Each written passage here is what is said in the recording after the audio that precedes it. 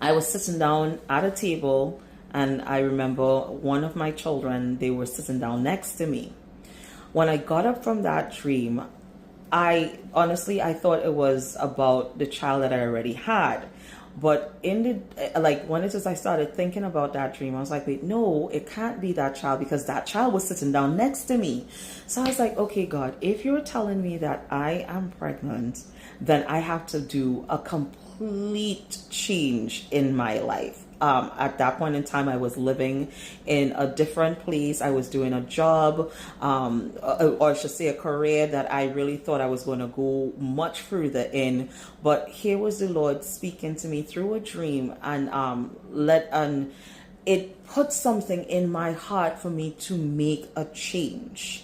Did I know, like how it is, God spoke to Abraham and said, okay, I want you to leave where it is you're living and follow me? No, God didn't he didn't speak that to me. But in that dream, I think because God knew the posture of my heart, he already knew what it is I was going through in other pregnancies, that I'd already made that decision. Like, if this was ever to happen to me, and in all honesty, I really did not plan to have any other children.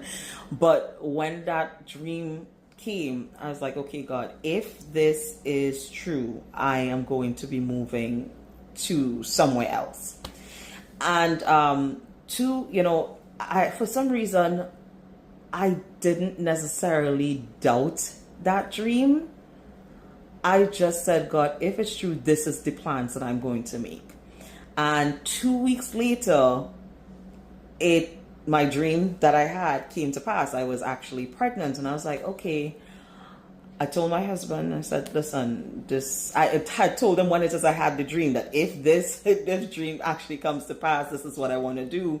And he came in agreement with me. And so when 2 weeks later we realized that my dream was actually true, we put in motion to move to where it is God had planned for us to move. I didn't know that this is where God wanted us to move, but that was the catalyst of what caused me to make a change, to move in the direction that God wants me to go in, even though he did not necessarily speak those words to me.